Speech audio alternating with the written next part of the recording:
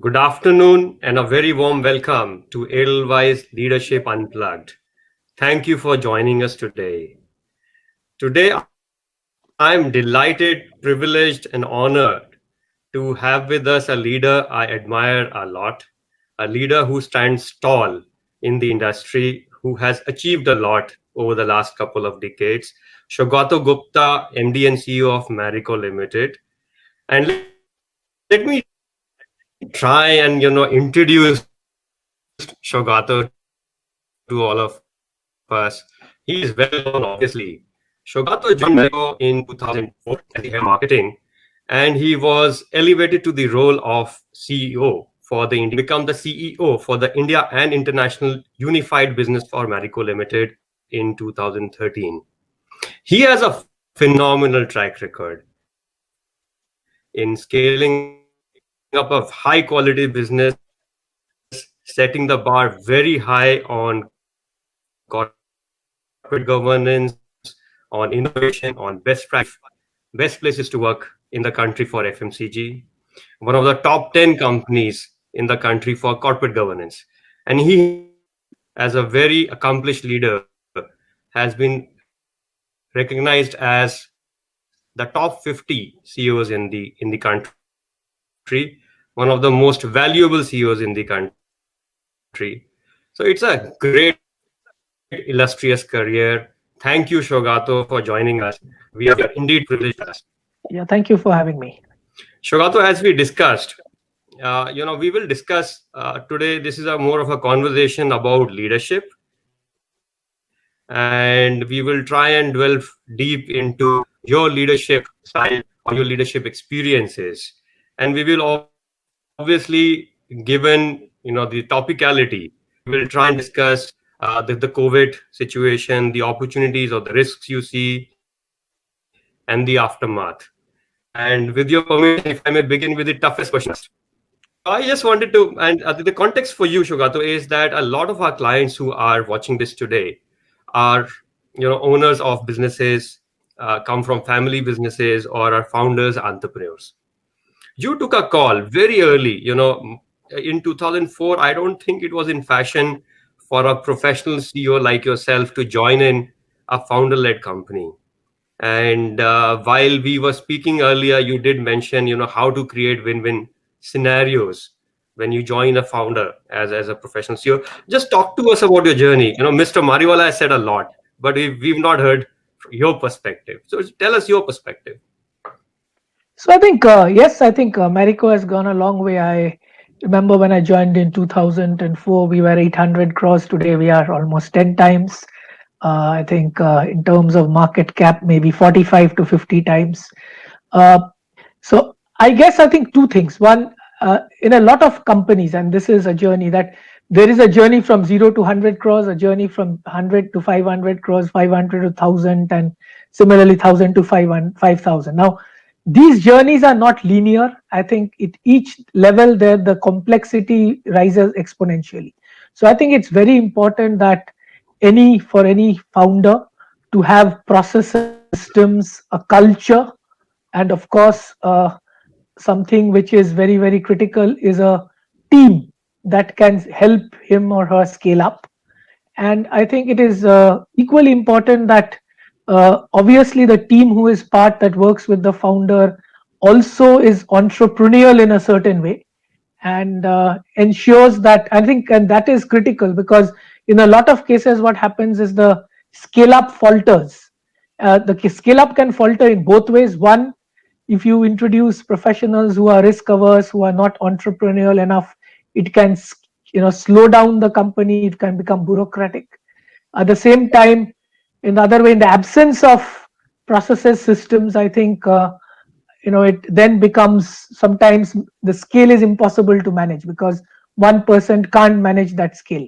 So I think it is that fine balance, and therefore it is a jugalbandi in some way, that one helps the other. What is important, I think, this in the context of Marico, is that once we scaled up, and this is not just us, there are a lot of companies in our sector and the various sectors who have professionalized, I think, and Marico, just to give you a perspective, even before it got listed in the late 90s, one of the things it did, it is a young company. It was, it started off, by spinning off from the, this one in 1990, is investment behind people, process, and culture. And I think that was something that journey had started, because if you really look at it, you can buy processes, you can buy technology. What is unique to any organization, and especially in our sector, is brand, talent, and culture. And the brand is important, talent is important, the culture of the organization important. That is something which is unique to any organization. So I think what has stood for us is, we have been successful by always punching above our weight. And it's a journey from an insurgent to what we call a scaled insurgent in our mind. We don't want to be incumbents, but I give you two examples of it. When you have good brakes in a car, you actually can ride at 120 miles per hour. Because if you ride at 120 miles per hour, 150 miles per hour, I'm not talking about Mumbai roads, but you know, somewhere else on the expressway, if you don't have good brakes, just because you are a very good driver, you can still crash. And therefore, I think processes, systems, and governance plays that role and out there. At the same time, I think when you have good brakes, you should have the courage and the risk appetite to actually run that fast. I think that's what the journey has been. Right, and I will come back on the scaled insurgent piece that I would like to go in deeper into that. But before that, you mentioned Jugalbandi. So talk to us if you could, how did you manage and nurture the relationship with the founders and the founding team? They would always be people who would, pre-exist, or there was an organization before you. So how did you build on that? No, I think the professionalization of Marico had already begun. So I think the first thing that happened is, even in the early 90s, as I talked about, is the culture and getting the right people in the bus, and therefore working with a lot of I think external inputs which was there. So I don't think, when I stepped into Marico, obviously it was a completely high professional organization. What happened perhaps in the last 10-15 years is, I think, two, three things. We increased our pace of growth. We increased our, in terms of growth in the international business. A lot more professionals came in. So I think that journey was truly there, and therefore the belief of the founder, firm belief, is that ultimately, one is of course a focus on the strategy, focus on getting great talent on board, and focus on values and culture. So therefore, and obviously high levels of ethics and governance. So they were already there in the company, and therefore all it required was a set of high ambitious professional set of people who had a high hunger for growth, at the same time were not risk averse, because sometimes professionals are risk averse, who actually catalyzed and accelerated the growth of the company. So this was not a sudden transition, and I think, and this was something which had happened in the organization. It was a conscious call. And in terms of, also I think, in terms of setting up of these values, this culture, there was a lot of principles behind that. For example, principle of meritocracy. And that's, meritocracy can survive only if there is professionalization, can survive with meritocracy. Whether it's a culture of empowerment, culture of openness and transparency. So these are cultures or values that are unique, and that actually set a enabling environment for professionals to come in and thrive. Right. And if I may just extend this a little bit more, Shogato, because a lot of founders who are listening in, some of our clients have tried bringing in professional CEOs or professional management, but for some reason or the other, that the Jugalbandi did not last, and there were conflicts or misalignment on strategy. So if you as a professional CEO are giving an advice to the founders who are trying to bring in professionals, what are the top three things you would advise them on? I think the first has to be chemistry has to be right. And as I said, that the professional has to see himself or herself as equally like a owner mindset. I think there are two kinds of mindset. For those who stay in Bombay, they can relate to, Mumbaikars can relate to. You can either stay your own house where you have your owner's mindset, or you think you are staying in a rented house, you have a tenant's mindset. Now, when you are a senior leader in any organization, not a CEO, even in an organization, I think you should have that owner's mindset. And therefore, we call our senior managers members, and we call everybody employees, members, and our senior people as partners. So therefore, that I think breeds that kind of a what I call a owner's mindset. The second thing, I think there has to be, I think, obviously alignment in terms of growth and risk appetite. And thirdly, I think trust and mutual respect. I would say these are the three very, very important things. I think so. The chemistry, trust, and I think at the end of the day, I think significant clarity and expectations out of each other. I think as long as there is open and transparent relationship with the mutual trust, respect. I think that's critical. Right.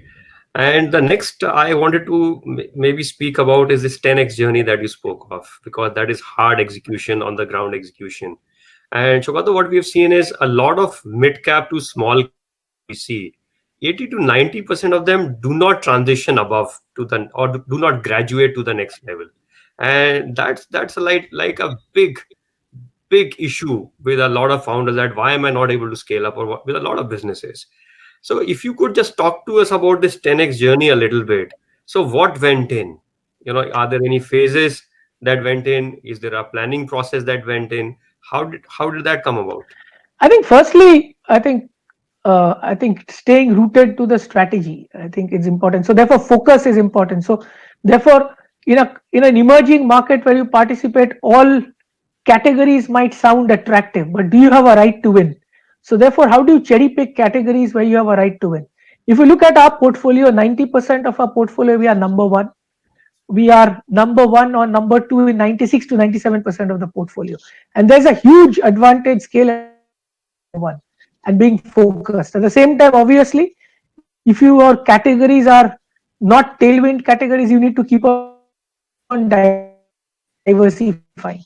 So if you look at, I think there are certain foundations of any industry which are unique capabilities. And I can talk about my industry. I think in the CPG industry, first of all, you need to have the right portfolio. You need to have the right go-to-market. You need to have the right market. You need to have the right cost structure, and you need to have the right talent and processes. And therefore, when we have seen this repeat in any industry, I'm assuming that culture is important. I think second is, I think the performance management systems in the organization. Are you rewarding for the right performance? So from your strategy to your KPIs, is there a complete link? And the third, I think, is what is important is ultimately any organization grows if there is innovation, because at the end of the day, you need to have a culture that, and an innovation culture happens when you reward innovation, recognize innovation. There is a culture which is encourages risk taking, and there is low fear of failure. And I believe, have we got everything right? We have struggled sometimes, but I think there has to be, so I think a lot of people take too much, pay too much attention to strategy. But I would say now, more than strategy, culture and execution excellence in an organization is more critical for a sustainable growth. And I believe that if you keep on doing the right things, results automatically happen. You don't need to chase results. You don't need to chase market cap. Market cap automatically happens if you keep on actually doing the right things. Just like I tell a lot of people, don't chase money. If you are good, money will chase you. So I think that is important. That's important to stay focused on that. Right. And tell us about this culture of innovation, experimentation, because obviously when you start with a product or a category or a portfolio, you do not know that you'll become number one. So how do you balance, the existing portfolio, let's say the insurgent or the scaled insurgent mindset with a, new experimentation, ideas, and so on. So how do you create that ecosystem? I think firstly, what is important is always doing new things is good, but the new things can be done only you have a what I call the core running very well that generates cash, because the core has to sustain. Because I think any new thing, and this is important even for inorganic can't be a substitute for not doing well on your core. Only if your core does well, you have the cash, you have the bandwidth, you have the this one to do new things, and or doing acquisitions. Because a lot of people are extremely fascinated about inorganic growth. I firmly believe that first you must have the engine to have the running engine to do organic growth year after year. And those of you who like Formula One racing, that core business has to be a repeatable model like a pit stop, where you come and everything is running great. Only then you have that energy and the investments capital for doing new things. I think for the culture of new things, what is important is you need to have the right people and the right enabling systems, whether it is recognition, allowing them to take risks. And I believe there are four kinds of jobs or four kinds of a role a person can do. One is startup, turnaround, sustain, and re-engineer. Now, it is very critical for anybody to actually do a startup, and a startup can be within an ecosystem of an organization or a turnaround. Both are important because that gives you and therefore the best talent in the organization should be given these high risk roles. And whenever we have struggled, I think one is that I think we have started doing too many things, but rather than doing too few things well, we have perhaps not been resilient, because sometimes idea is good, execution is bad. You shouldn't kill the idea, or sometimes the idea is ahead of its time. I think whenever there is a failure, we need to understand why we have failed and get it back on success. Similarly, sometimes when something is successful, you should know why you succeeded. And the more risk you take, I think the run rate or the strike rate for innovation increases. But I think what is fundamental is having a culture that encourages you to take the risks, where failure, it's okay to fail. You see, I think Indian culture and sometimes corporate culture, you only hear about successes. You don't share reasons for failures. And I think it is very important that you create a culture where say that, okay, I'm not expecting you make the same mistake twice or thrice. That's stupidity. But I think the first time it's okay to fail. I think if you have a forgiving culture in the organization, it's important. Like every team, great team, a great player has a bad season, and it is very, very critical that the organization culture allows that to happen. And sometimes I think in this rat race, just because one or two quarters go badly, and a lot of listed companies also, then what happens suddenly. So at the end of the day, as long as you stay on course and have belief, I think you will get it right. Right. And you speak of culture, Shogato, as if it's an edge. So just tell us a little bit more about it, and what else is the edge that you've been able to build, or the edge that exists around you? I would say that, I mean, I think the other one is execution is extremely important. And the third one I would say is, I think in terms of talent is talent who are, as I said, who based on any organization who are founder based has to retain that founder's mentality. So talent who have that so-called owner's mindset, talent to collaborate, and today's world, I think the two other things that is emerging, of course, are other three.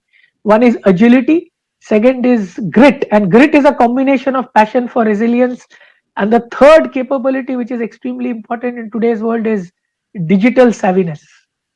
I would say that these three are new age, this one, rather than and I Right. think the other thing about entrepreneurism or founders, if you see startups, is they are by nature very curious people, and they are always happy to be outside in. Unfortunately, sometimes success does not come from your own industry. The best ideas can come from any industry. So how do you constantly meet people, get outside in ideas? And it's fine, to do that. See, unlike a global MNC, which there are sound templates which you then can replicate across countries, for companies like us, we have to constantly invent them. And therefore, what is critical is you constantly seek outside in ideas. You mentioned agility, and agile leadership is the topic of governance with empowerment. And I found those ideas or thoughts were very powerful. So could you just talk to us a little bit about them and how you put them into action at your workplace? Yeah, this is something which is called polarity management we teach in our leaders and want our leaders to, really imbibe them if they have to be successful, and they are true for any organization. I think firstly it starts off with being, are you an adaptive leader? An adaptive leader is somebody who can switch his leadership style basically. I'll give a small example. As a leader, I can be asked to play a role of a soldier, a general, and a governor depending on the situation. So therefore I think this adaptive leadership is a very, very critical part, to which this polarity is important. So I think it starts off with, everywhere there is this buzzword called transformation. So you have to do go to market transformation, digital transformation. Now, in a transformation, you have to build the plane and fly the plane together. You can't say in today's world that first 2 years I will build, because today you get a lot of leaders from outside. Founder might get a professional leader, and in most of the cases, the mandate is a buzzword is transformation. Now, today's world, you can't say that okay, the first 2 years give me time, I will start producing results from third year, especially if you're a listed company. And therefore, the question is, how do you manage the seeming polarity of short term and long term?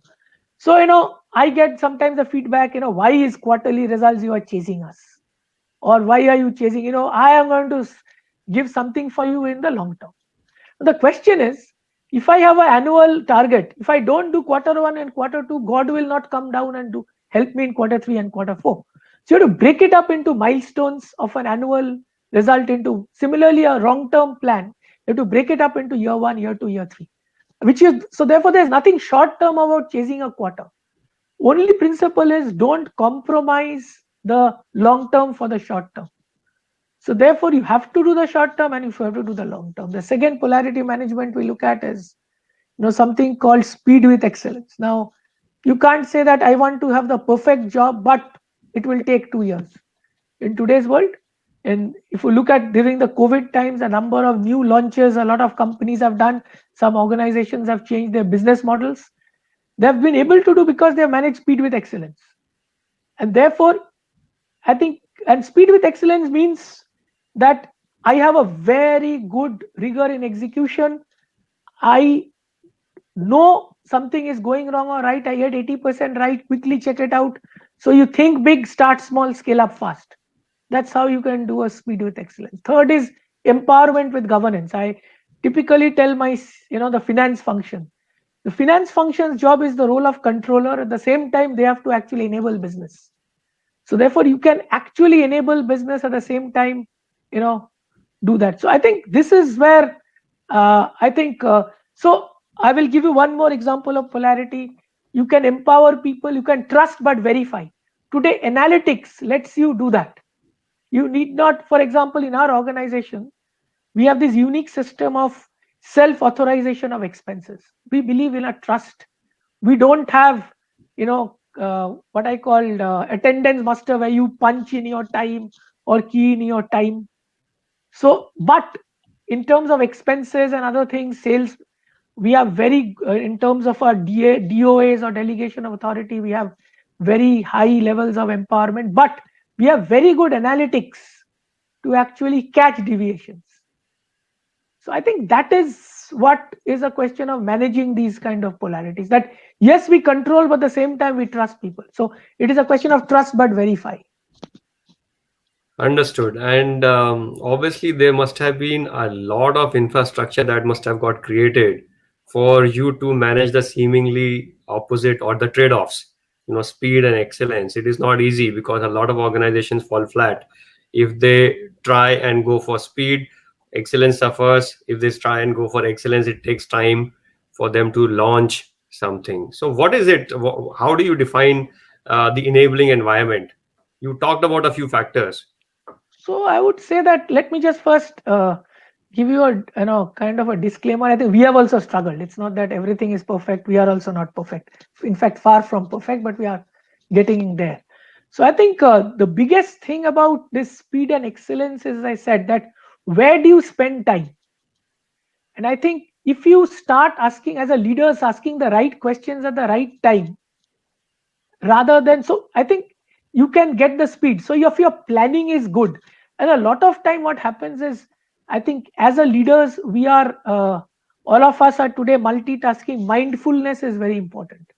So mindfulness at the time of planning is extremely important. A lot of time what happens is, we see a lot of business cases, for example, at the right when the planning stage, and it's natural, for anybody who is presenting the business case and try to get it passed. And therefore, I think as leaders, are you asking the right questions?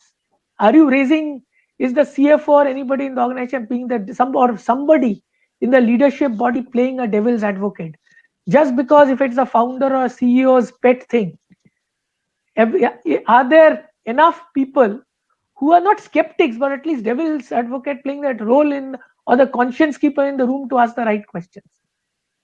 And the second thing I think is important in speed and excellence is, when you shouldn't have any emotion about a project or a people. When you have made a mistake, have a stop loss. A lot of time I think we carry with a bad decision, whether it's respect to a wrong hire or wrong promotion or a wrong project, just because it's our ego to get that right, or we don't want to accept a mistake. I think speed with excellence happens when it's okay to say that, okay, I made a mistake, or I didn't think through it. You stop loss and move on. So one of the elements I picked up is the planning process, because you referred to that a couple of times. What does your planning process look like? How do you plan? I think, as I said, that one of the reasons we believe we have to do a better job is a rigor in our planning. Uh, I think sometimes when you have a value called bias for action, you might jump into something without actually Right.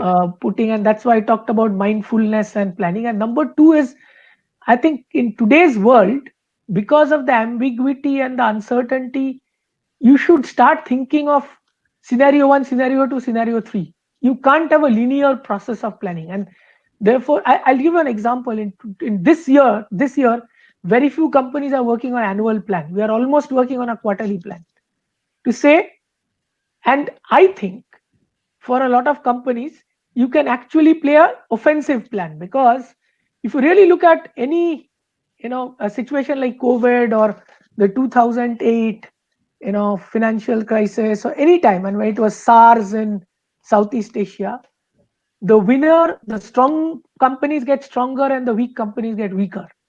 So one of the ways in your planning is, would I have a very defensive plan, or actually I can do an offensive plan?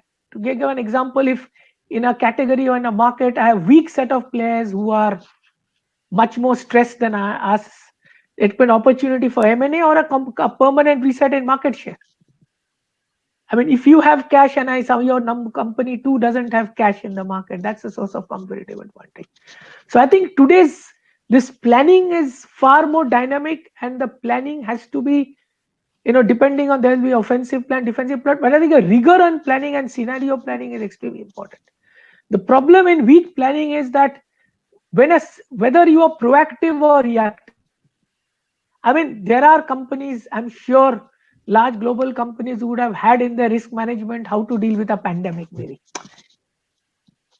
For a lot of us, I still remember in our case, although I thought we worked with an agile way, I still remember just after Holi on 11th or 12th of March, I had just come back, from that small break in Holi, and suddenly it dawned upon us that COVID can be a black swan in India. Otherwise, beyond that, okay, we were in this situation, immunity, it's a high temperature, only 20 cases, 30 cases, nothing will happen to us.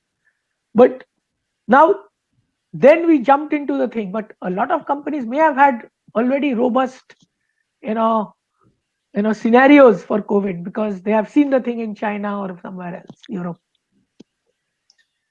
I just wanted to also ask you about two other elements you talked about, Shogato, digital and data analytics. And a lot of CEOs struggle with this. They usually relegate that function to the CTO and say, hey, it's your job. Now you get going with this.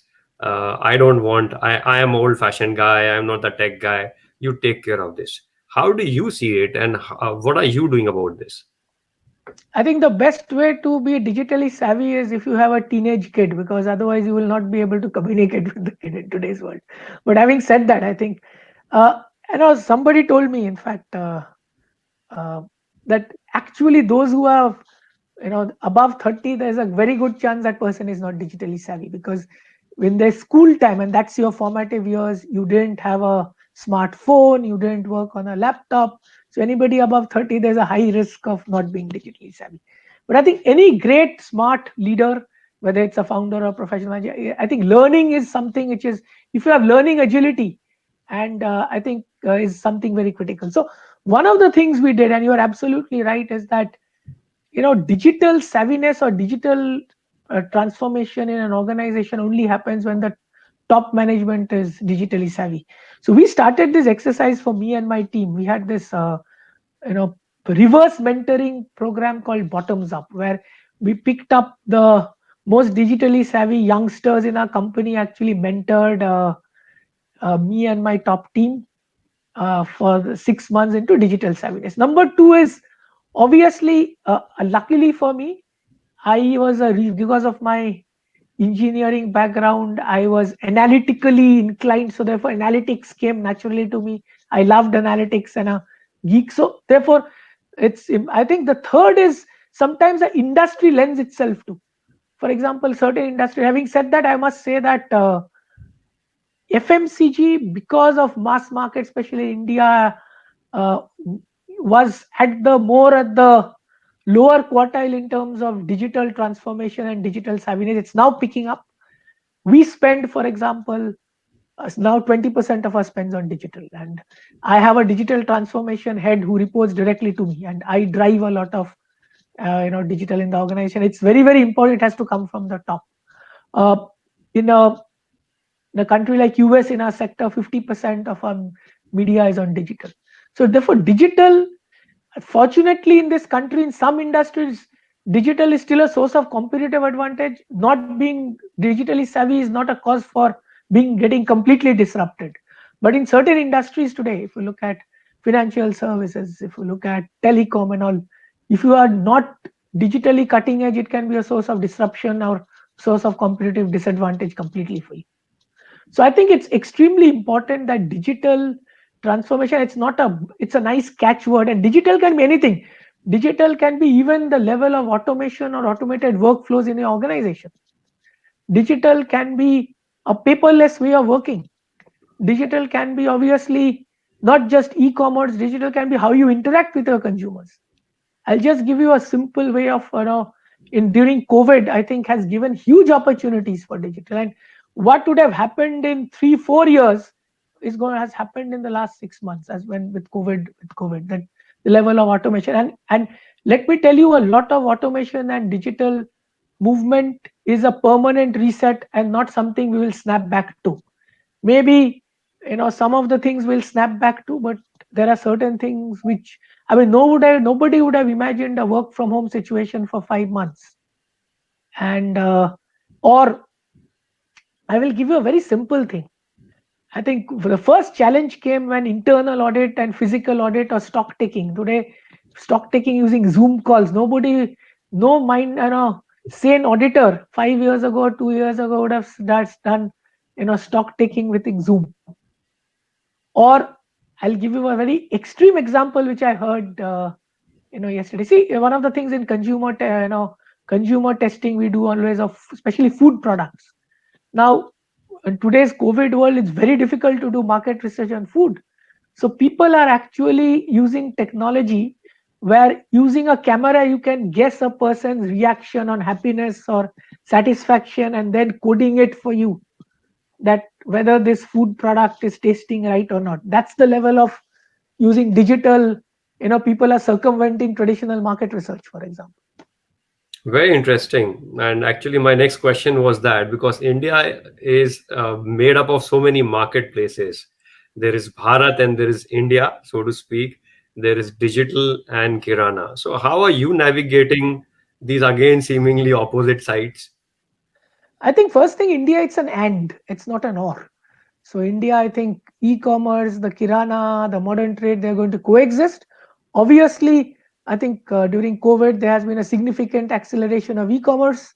At the same time, I think the traditional kirana has come back because you are not traveling 7 kilometers driving to go to an organized retail, but you trust your ordinary kirana. And mind you, the smart kirana in India is one of the most sophisticated and the savviest retailer. I mean, nowhere in the world at 11 o'clock you can call the friendly panwala, ask for cans of Diet Coke or something, and he will deliver. So that itself is a very sophisticated retailer. Okay. So I think in India it will coexist. I think the question is there will be obviously a convergence. I see far more automation. We see traditional retailers, Kirana today, moving into open format, introducing automation. There is the retail revolution that is happening of omni-channel. So I think it will coexist, but we see much more digitization and much more. I'll just give you an example. Uh, Today, when COVID happened or otherwise also, as traditional distributor, and it's not at CPG, any other industry, you have a distributor salesman who goes to an outlet, takes orders, then next day that person somebody delivers, and somebody collects cash. I think in tomorrow can be a telecaller calling, getting the order, or doing a thing in an app, a professional supply chain logistics firm delivering, and a collection agent collecting the money. So I think the business models can change, and I think that is what the change is, that they coexist, but how do you dabble in different automation and different business models within that same structure? And of course, yes, similar for media, while continue to spend in digital media, television, died. Uh, okay, because of COVID, print circulation is restored. I think they will be coexisting, but at the same time, the media houses have to be adaptive and change to the changing times. So let's move to COVID now. And you did mention that suddenly you realize that this is a black swan event, and yes, you are not geared for it, you've not planned for it. So just talk to us about the sequence or the decisions that you took as it dawned upon you that this is a serious issue. So I think I still remember, because I would say that it was mid-March when we thought that things might just no longer be a problem of that time. I think it was raging in Europe a bit. In fact, in US it just started picking up in New York, but it was more concentrated in Spain, Italy, and China or whatever. So I think the first thing we did is safety of people. I think that comes first. I think that is something which I believe was a true differentiator of the fact that today we are, and a lot of companies who are doing well, is the first thing they took care of safety of people. And even before work from home started, we said that those who are using public transport, you stop coming to work. We gave them, some of them didn't have laptops or dongles or whatever. We created that safety thing for the people, first thing. Second, I think, is securing the supply chain of not only yours but your ecosystem. And I think there also, as and when the lockdown was announced, the first thing we did was to ensure we gave safety a net to a lot of third party, whether it's our CNFA or our distributor salesmen. In terms, a lot of them didn't have insurance. We set up a fund to help them. So I think the people comes first, business comes next. If people are similarly, instead of, I think, and to be fair, our sector was not impacted that much. So availability led to market share. So I think availability, and availability only happen is not you are running, but all your ecosystem is running, which is your suppliers, your CNF agents, your distributors. So therefore, a lot of them were SMEs and other things. We ensured that they have the entire, whether we help them with permissions, help them with working capital to, we gave credit to distributors. So I think if they are up and running, you are up and running. I think that belief. As a team, we used to meet every day. We stopped that practice, I think, in June, where we got sick and tired of each other every day. And in this, I remember we used to have these religiously morning meetings at 8:15 every day, you know, and for an hour. We cascaded, I think, communication. I've never done so many town halls in my life as we did. We assured people there are Of course, as I said, we are lucky.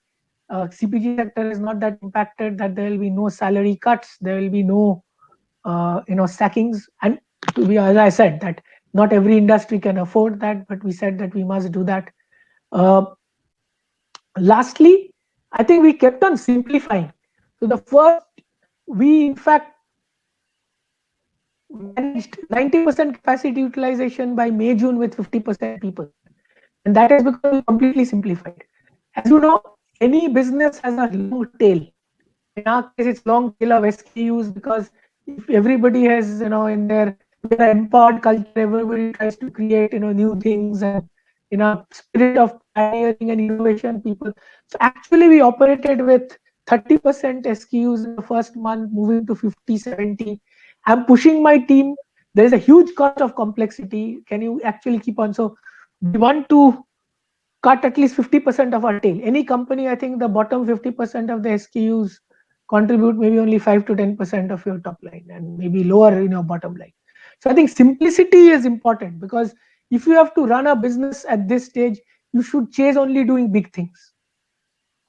Now, obviously, a lot of people get excited by launching 30 things, but the question is, after some time, 6 months, you should then say, okay, I've launched 30, I must be happy to withdraw 25 and stay with 5. I think that is extremely important. And lastly, I think what we did was ensuring that there is a huge recognition of the people who are fighting it out, our heroes, our COVID heroes, whether it's sales, supply chain, and therefore their recognition system, their performance management, their taking care of, their needs are important. I mean, you can't practice socialism during such times, because at the end of the day, the guy who is sitting at home for the, including me, for the last 4 months, versus somebody who is risking and going to the factory and or going to the field, that person has to be disproportionately recognized and rewarded. Very fair. And yeah, so focus on people first. I think that's very fair. You did mention some time back of being offensive in crisis or being defensive in crisis. So where are you? Are you offensive, reasonably offensive? So how is the mindset? So I think obviously there are uh, some reset in both consumer preferences and in consumer shopping habits. I think in categories where you are market leaders and you are playing with, you have in your weaker competitors, there's an opportunity for an accelerated market share gain. Similarly, we have chosen, for example, health and hygiene and food, because we see a lot of in-home food consumption happening. So therefore, can you get much more, pay the offensive strategy and accelerate foods and hygiene, versus discretionary personal care, where I believe the adoption will be low, reduce investments.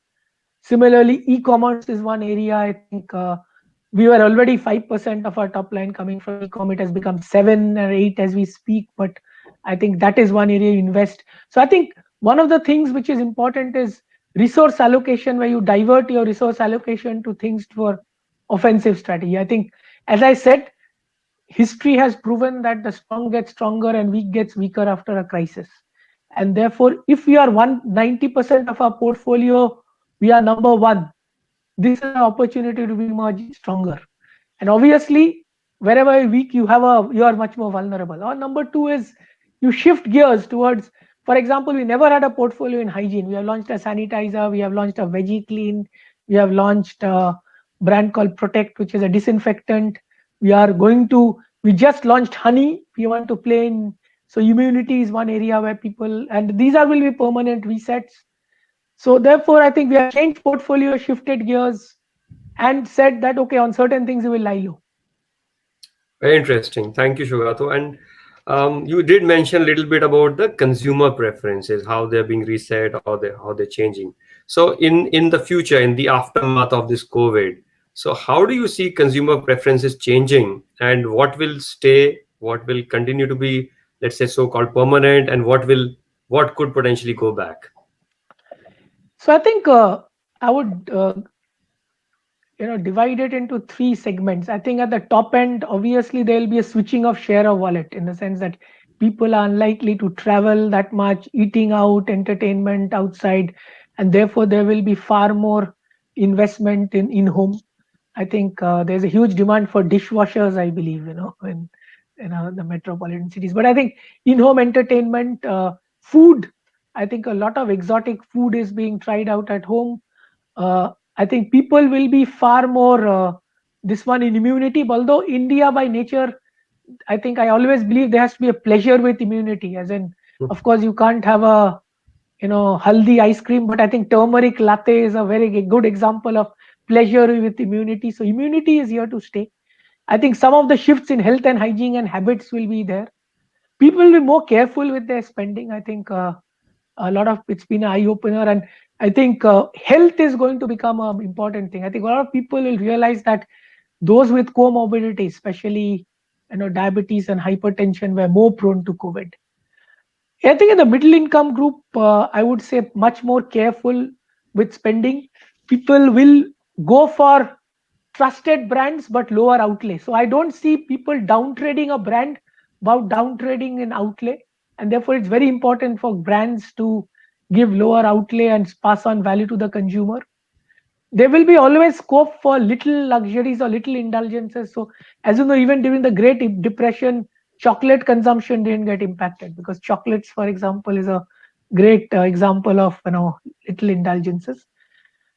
I see rural as an economy. I think obviously doing much better, and there are some shifts in some industries. Obviously, are highly impacted, but even within that, you see, for example, I think for new cars, while the industry might get impacted, but I was just reading for second-hand car market is very high because people don't want to use today shared transportation. So I think the shared economy will suffer a little bit as a this one result.